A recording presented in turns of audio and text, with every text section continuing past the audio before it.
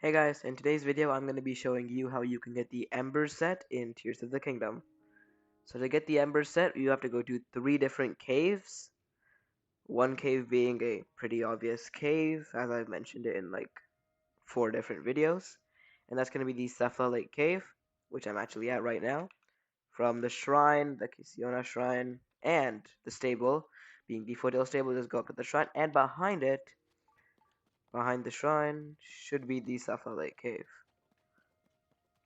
which is right there. So there are these 2 guys. First time you come here, they're going to be blocking the way, and they won't let you go in. You have to talk to them, then they'll let you go in. Then you just have to look for a chest that has the Ember trousers in it.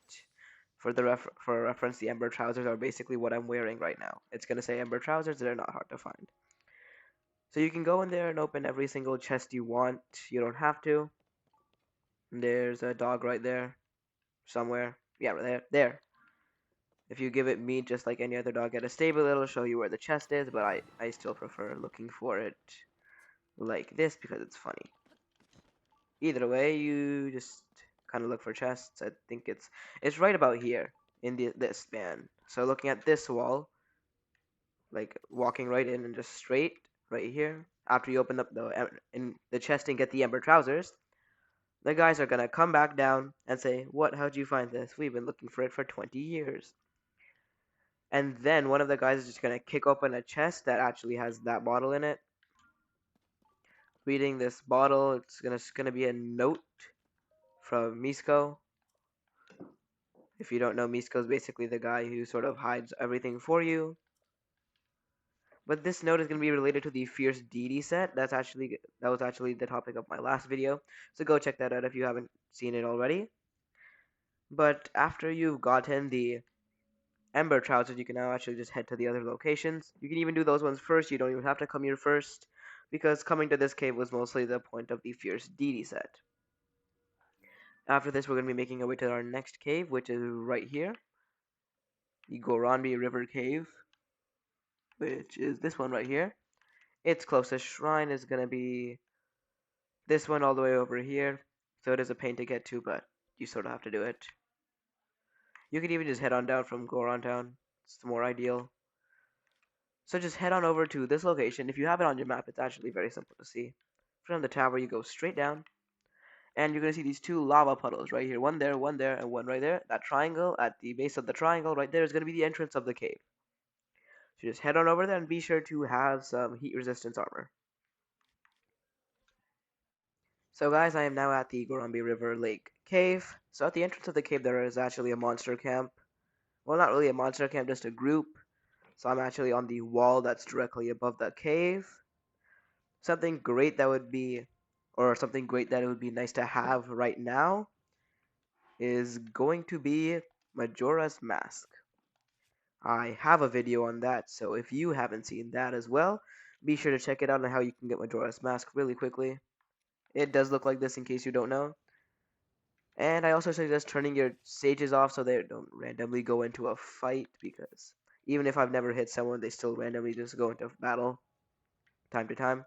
So now enemies won't be able to detect us, and we can actually go into the cave. At least most enemies won't be able to detect us. So you will also need your flame resistance armor. I suggest about level 2. So you can go and buy some at the Goron Cave area, or just get the Divine Helm. Though that is kind of annoying. Oh, switch to a different shield. So there are quite a few enemies in here, like this guy. You're gonna come here. You're gonna see a bunch of stuff. Now if you just hop on, oh my god. Yeah, see, I've never liked doing this. Oh wow, where did he come from? So as you can see, there's actually nowhere you can really go over there at the moment. Now, when one of these things come to you, just hop on over. And the goal is actually to now go that way. So if you actually just get onto one of these and recall it, using recon it, all it will send us back to where it came from. Sure, it's like really slow, but it does the job eventually. You actually don't even have to go that long. As soon as you get to this part, you can sort of just hop off, disactivate it, and just climb up this thing. Now that you're at here, you're gonna see this part, and you're gonna see that it actually goes into that lava. Now we can't go into that lava. That's not good for us. This is where it's good to have Tulin. So now what you could actually just do is like recall that thing. So if you just recall it, it'll come back, you can ride it, and it does take a while though. This is why it's always suggested that you take Tulin with you like everywhere you go, but another one has beautifully presented itself to us right here. So I'm gonna hop on it. And now if you're on one, just recall it. Should slowly start taking you back. There's actually a fire like there, so be careful. They're not difficult, they're just annoying. So if you have bows, don't take bomb arrows, those are gonna break immediately. But super easy to beat. Kills it. And now we actually have to keep going down that path. You see that platform right there? That's where we're gonna be landing. So now would be when you would want to recall that thing. Now you can actually use Tulin to just get there. But like, I'm gonna be showing you the suggested way to do it.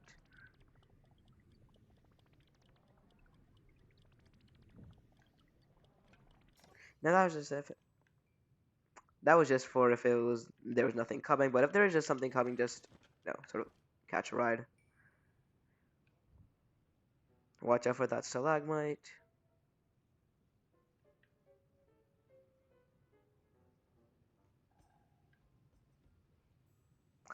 And here we are at our location. If you actually just hop off here and go up, you'll see a nice big hole. If you hop into that hole, you'll find the altar. So it is a kind of a long thing, but you do get your altar,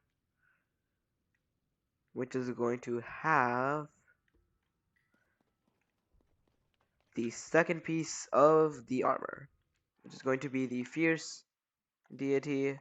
Sorry, not fierce deity. The ember chest piece,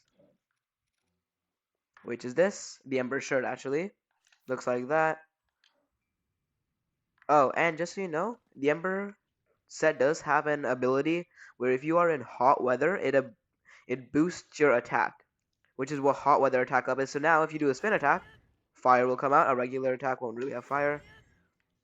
Now just so you know, if you're wearing all three pieces, there will always be more damage. I'll display that at the end of the video. But then this thing will also open up. You can now go in here, read this. It says that now this is about the Tunic of Awakening, completely unrelated to this, because the last place we're going to be going to is the Unobo HQ South Cave, which is this one right here. So you can just head on over there to there from the Maraku Guak Shrine, and I'm going to be heading over there now. So guys, if you just stand on this pillar, which is directly under that, you will be able to see the Unobo HQ South Cave, and you'll be able to know it's the right cave because you can see Misko's banner right there. Just so you know, if you ever see Misko's banner, it means you're going the right way in a cave, or that cave has some treasure in it. So you can actually just head into there. You also have a little bloopy to tell you that this is where you have to go. So be sure to have your equipment. Upon entering the cave, you're going to be seeing everyone's least favorite Horriblins. Oh. Since I'm wearing Majora's Mask, it's not going to notice me. Nor is the one up there. But if you stand here, look all the way over there, use your scope, you can see the altar. Basically what the game wants us to do is ride or build something to get all the way to the other side. And if you actually look into this conveniently placed hole, you'll see a car. Now first things first, you actually have to build the car again because it's broken. So you take out your Ultra Hand and very fast and very quickly make this car. You could add a fan if you want, it's not necessary because like a fan is not going to help you.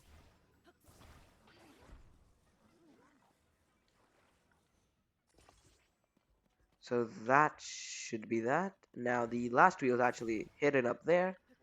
You should probably see it when you... come in.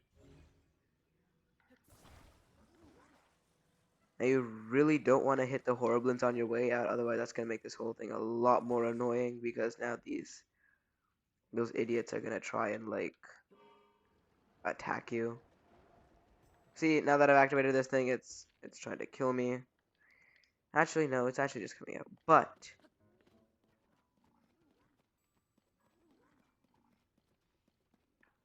you can actually just lure it here. Now, if you see the silver one, I'm just gonna kill them really quickly, because like, why not?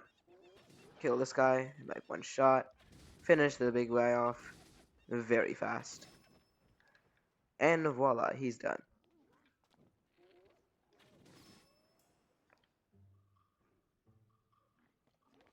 That should actually just take... Oh, he's still alive. And there you go. He's dead. Now if you just head up here, grab Ultra Hand, turn this around, and bring this thing out at the right angle and all, it should be fine. Now what I do suggest you is actually save right here, because in case this goes wrong, you have something to come back to with your vehicle. It might not still be here. Actually, might actually not. So just turn it to the right angle and hop on. Now be sure to stay on the pad the whole time. Like if you come off, it might start like, huh? Oh, right guys. Always make sure that the arrows are facing the right way on any car you make.